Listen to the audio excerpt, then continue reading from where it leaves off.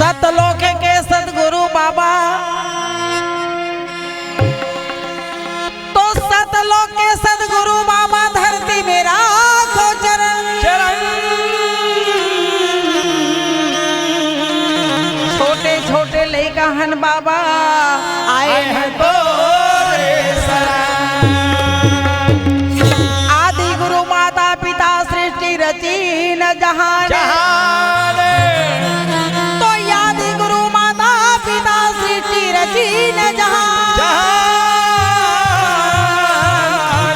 पोसा पाला बड़ा किया ताको प्रथम प्रणाम।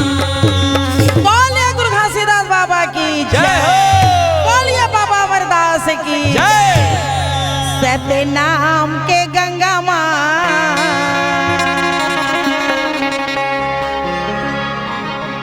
सतसंग के लहरा माँ, हरे हरे सत्य नाम के गंगा माँ, सतसंग के लहरा माँ, आना ही हृदय जुड़ा ले। सत्य नाम के गंगा माँ, सतसंग के लहरा माँ, आना ही हृदय जुड़ा ले। सत्संग लहरा जय हो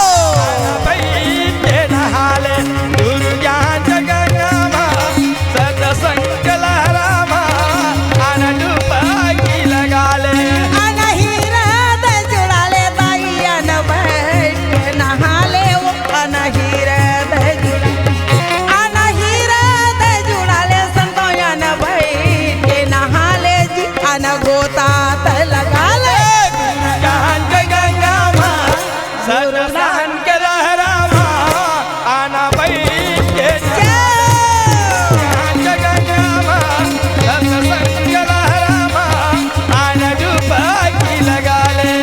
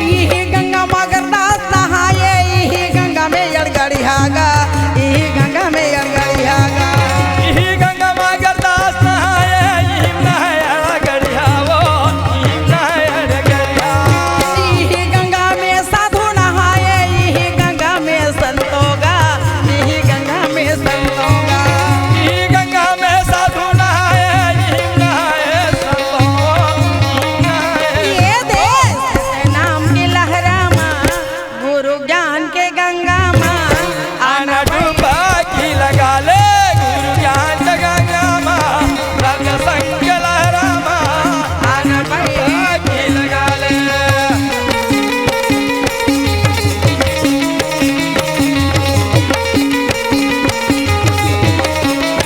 ज्ञान के गंगा माँ सतनाम के लहरा माँ आना बैठ के जुड़ा ले आना बैठ के जुड़ा ले आना बैठ के जुड़ा ले आना बैठ के लगा ले आना रोता के लगा ले।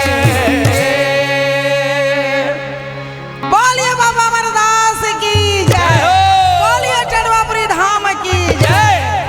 रागी हाँ जी माघ महीना हो छेरछेरा के दिन या 14 पुन्नी में हाँ जी बाबा अमरदास के जन्म है। बड़ा सुंदर याद गुरु घासीदास बाबा के घर में अवतार लेके आवते। बाबा अमरदास के जन्म हाँ जी चंदन माटी या किरोतपुरी पावन धरा भूया में हाँ जी बाबा घासीदास और दाई सुफरा के घर में अवतार लेके हो अरे जेकर या जन्म के दिन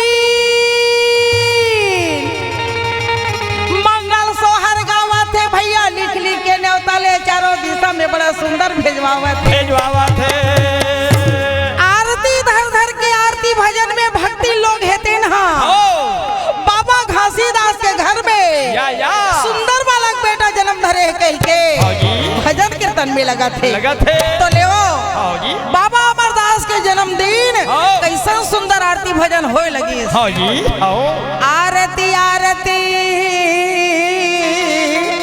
आरती हो सतनाम साहेब आरती हो सतनाम साहेब के आरती आरती आरती हो सतनाम पूरा सके आरती हो सतनाम पूरा सके आरती आरती आरती हो सतनाम साहेब के आरती हो सतनाम साहेब के आरती आरती आरती हो सतनाम पूरा सके आरती हो सतनाम साहेब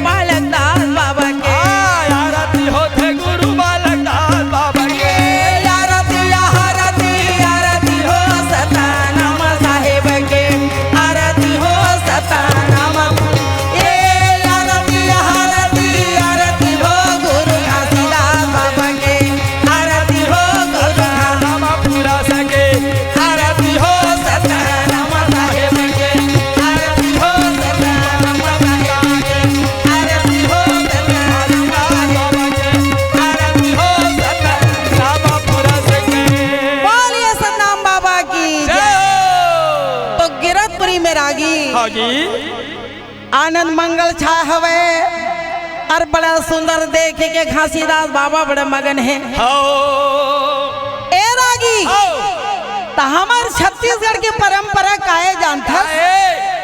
हमार छत्तीसगढ़ की परंपरा है काकरो घर में बेटा होए चाहे बेटी होए रागी 3 दिन में छठी के चाय पिया थे, चाय पिया थे और 5 दिन में भात खवा थे, हाथ खवा थे मुनगा बरी। और छठी के न्योता में कहाँ कहाँ न्योता देते? कहाँ कहाँ देवा थे? ससुरी और मई के समधी और सियान और बेटी जते रहे थे रिश्तेदारी तेल बुलाया जाते, पूरा परिवार ला निमंत्रण दे जाते। तो गुरु घासीदास बाबा है सुंदर न्योता भेजावत है गाली गाली में ना पौना होकर घर आवत है। बाबा अरे लिख लिख न्योता भेजावत है घासी बाबा ये ना वोकर घर पौना मनावत है। हाँ जी चारों दिशा में न्योता ला ये भेजावत हवे दूरे दराज लसगमन ये दे आए है ना बाबा ये दे आवत है ना अब सुंदर न्योता भेजावत है ये भेजावत है भाई ये दे दी अब सुंदर न्योता भेजावत है ये भेजावत है भाई ये दे दी।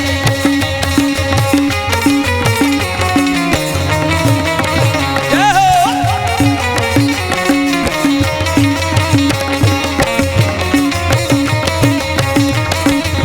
जय हो ये तो सुंदर न्योता भेजावत है ये भेजावत है भाई ये दे दी। देसे देसे लग सगमन आवत हवे न्योता ही गाड़ी ला पाई के होगा ए रागी हो हमर छत्तीसगढ़ी बोली है कहते का किथे सजन में हो सगा में लगा में श्रेष्ठ समधी ला मानथे संदिल मानते भाई अब मितान ला मानथे दान आधा अंग होते और साढ़ू ला घलो कहथे गा हो सजन में साढ़ू और कलेवा में लाड़ू कहथे। किथे ऐसा ना न्योता भेजावत है गुरु बाबा ये ना देसे देसे घर पहुना मन हो ये दे आए है ना आए हैं ये दे आए है ना आए हैं अब सुंदर न्योता भेजावत है ये भेजाए हैं भाई ये दे ये तो सुंदर न्योता भेजाए हैं ये भेजाए भेजाए है भाई ये दे दी। जय हो ये तो सुंदर न्योता भेजाए हैं ये भेजाए हैं भाई ये दे ये तो सबको कमर आए हैं ये दे आए हैं भाई ये दे और सतनामी समाज में एक ठन बहुत सुंदर प्रथा हो जेला हमन छोट छोट लेकर रहे हन त देखे हन हाँ जी का प्रथा क्या प्रथा है अगर बेटी के बिहाव करत है बराती आ गए या तब बाप हौला में पानी लेके दरवाजा में हाँ जी लेतीस और लोटा में पानी लेके अपन जंघा ले हो तेतीस गा गोड़ धोए बर माड़ी मोड़ के बैठा है बैठा है हो और समधी के पाँव लव में रखा है माड़ी में रखा है और माड़ी तक लोग कर गोड़ धोआवे गोड़ धोआवे साधु संतो आवत है संत कड़िहार आवत है आवत है समधी हितवा मितवा ओकर घर में दे देते सब सगाय आवत लगा आवत है और सतलोक के रहैया सदगुरु बाबा ये गिरौदपुरी के सुंदर माटी में चंदन माटी में मन बंगला रखे नाम करी धराई के खातिर भैया आओ और गुरु घासीदास बाबा के मन तो गदगद हो गए। हाँ जी गदगद किसे नहीं हुई काबर गदगद नहीं होईगा बड़े बेटी में कौन है दाई सोहत्रा और दूसर बेटा हुआ था ओकर घर में बाबा अमरदास और तीसरा में बताते बालक दास चौथा में अगरदास और पांचवा में अड़गड़िया दास के। तो संत शिरोमणि गुरु बाबा घासीदास और दाई सफरा के 4 बेटा और एक बेटी और एक बेटी के थे। तब बेटा प्रथम में हमन छठी मनाथन, लेकिन दाई सोहदरा के अतेक बड़े नाम है दुनिया में रागी, हाँ जी जेला ना पूरा विश्व जाना थे, संसार जाना थे। ओ काबर अरे बेटा ला केथन, लेकिन आज के बेटा के जगह में ना बेटी मन घलो बड़े बड़े जगह में काम करत है। काम करत है, पेट्रोल टंकी में देखबे तो बेटी है, बेटी जिला पावे, मोटरसाइकिल चलावत तो बेटी है, बेटी देखबे, ऑटो रिक्शा चलावत है तो बेटी है, बैंक में बैठे तो वो बेटी छे। अब पढ़े लिखे बर घलो बेटी मन आगू नंबर हैगा। तेकरे सेती कहथे रागी, बेटी पढ़ाओ बेटी बचाओ, पेड़ लगाओ और जल बचाओ। ता सोहदरा दाई के ठन कमाई के चलो एक ठन गाना हमन सुन लेथन। हाँ जी एक ठन भजन दाई सोहदरा के कतेक सुंदर काम करे हो, कतेक सुंदर वो बेटी जन्म धर के आए तेकर बारे में। क्या बात है, ए सोहदरा दाई ओ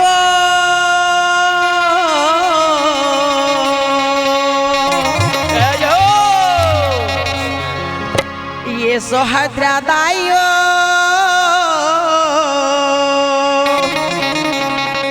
हमला दे दे माया दुलार, ए सोहदरा दाई ओ हमला दे दे माया दुलार, ए सोहदरा दाई ओ, ए सोहदरा दाई ओ, ए सोहदरा दाई ओ हमला दे दे माया दुलार, ए सोहदरा दाई ओ हमला दे दे माया दुलार, ए सोहदरा दाई ओ, ये सोहदरा दाई ओ, ए सोहदरा दाई ओ हमला दे दे माया दुलार, ए सोहदरा दाई ओ हमला दे दे माया दुलार, ए सोहदरा दाई ओ।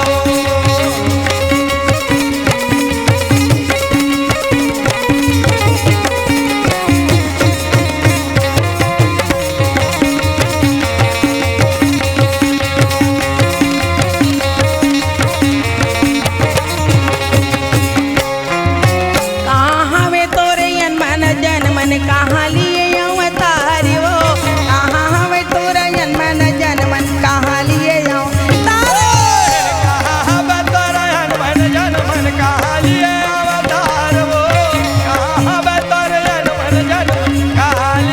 अवतार। कौने संत के बेटी वो दाई काहे नावे तुम्हारे वो, कौने संत के बेटी वो दाई काहे नावे तुम्हारे।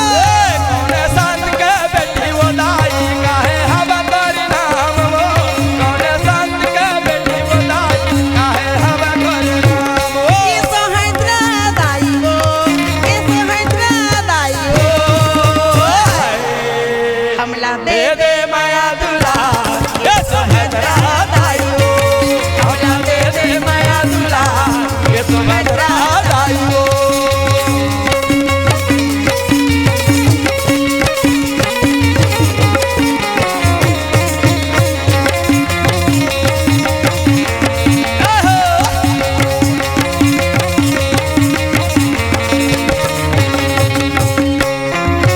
गिरतपुरी तोरा मन जन मन गिरतपुरी अवतार वो, गिरतपुरी तोरा मन जन मन गिरतपुरी अवतार।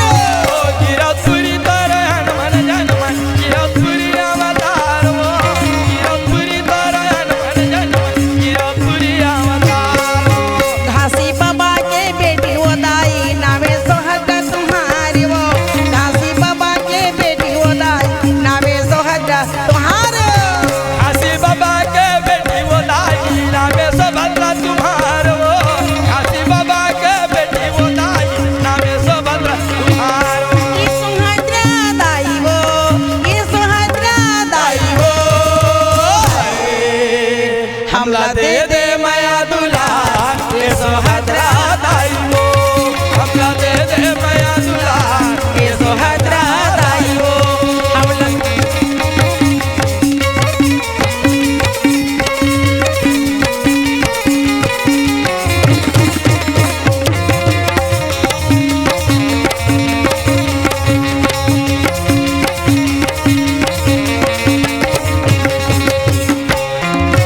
गिरतपुरी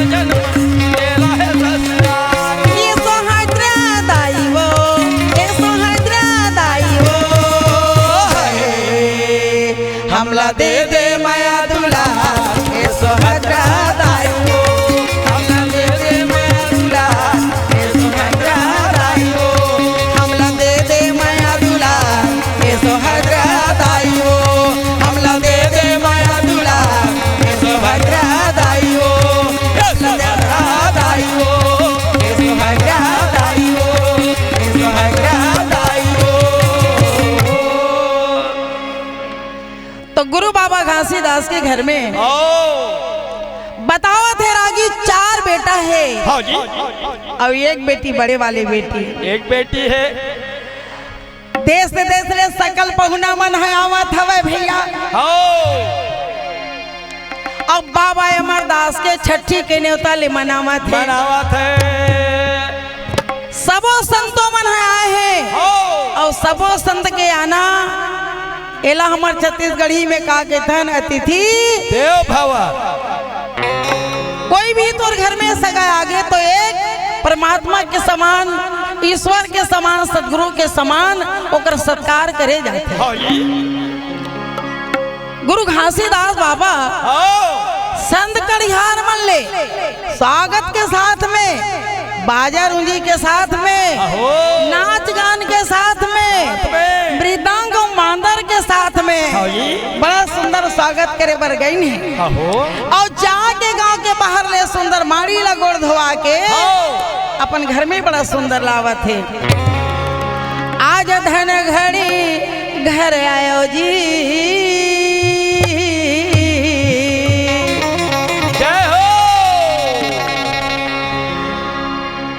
जन्म देवत और जन्म लेवत खुशी होते हाँ जी अब बिहाव करत खुशी होते तो आज गुरु घासीदास बाबा के घर में बेटा अमरदास के जन्म देख के दाई सफरा और सकल समस्त कर परिवार अतिथि माले बड़ा सुंदर स्वागत करके लावा आज धन घड़ी घर आयो जी मोर संत सने आज धन घड़ी घर आयो मोर संत सने आज धन घड़ी घर आयो जी मोर संत सने संत सने ही मोर संत सने ही संत सने ही मोर संत सने ही आज धन घड़ी घर आयो जी मोर संत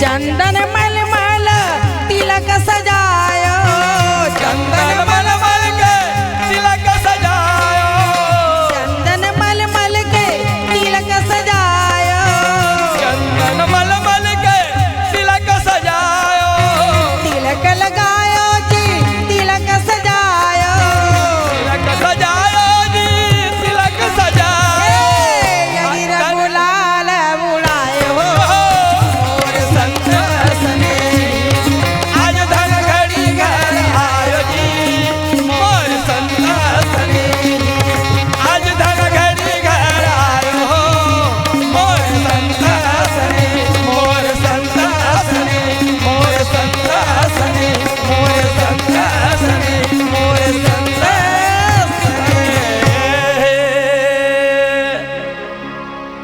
सारे पहुना लबला के हो पाँव धोआवत है भैया, पाँव धोवा के सुंदर घर में लावत है प्रघा के, बरघा के भोजन भंडारा करत है। हो घासीदास बाबा के घर में भोजन भंडारा में हो जी सकल लोग भोजन भंडारा करत है। हो ए रागी हो और दान में महादान काहे जानथस? हो कह रे भाई दान में महादान है भोजन भंडारा, हो जी अन्नदान अन्नदान हो का बार। अरे ऐसे घलो है ना, तोर घर में खात हस लेकिन पड़ोसी के घर ला जरा झांक के देख, झांक के देख ले, अब पड़ोसी के ऊपर ला झांक के देख, हो देख ले भाई है ना। हो तो भाई कोनो गरीब है, कोनो अमीर है, कोनो राजा है, कोनो रंग के है। हो जैसे 5 उंगली है अलग अलग आकार में है, हो उसने ऐसने ये दुनिया बने हवा। दुनिया बने हैं। तो गुरु घासीदास बाबा के मन में वो बात है भैया, मन खे एक समान, एक समान वो ज्ञानी पुरुष सत्यवादी राजा सतपुरुष के बेटा अमर लोक से आए हैं भैया, वो सब प्राणी ला एक नजरिया से देखत हवे बाबा जी है। हो गुरु बाबा घासीदास के कहने मन के एक समान। जहाँ सत्य है वहाँ ईश्वर है, और जहाँ ईश्वर है वहाँ सत्य है, वहाँ सत्य है। हो जी तो गुरु घासीदास बाबा के घर में बड़ा सुंदर बालक होए, बालक हो है खाना पीना खिला के हो और बड़ा सुंदर सजा है मन, हो नामकरण धरावत है सतपुरुष बाबा। हो जी दाई सफरा बाबा गुरु घासीदास, अरे कतका सुंदर है तोर लइका है का, हो घुंघरालू घुंघरालू बाल है, घुंघरालू बाल है, हो जी मृगनयनी आँख है, या एकर अंग में एकर तन में हो। गोरा गोरा बदन में हो जी। चंदन के मार खुशबू है, खुशबू उड़त है। एला बने सुंदर गोदी में ले और लेके मंगल सोहर त शुरू कर दे, एकर नाम ला मैं रखत हूँ अमरदास कहा। हो जी कौने महीना काने साले कौन घड़ी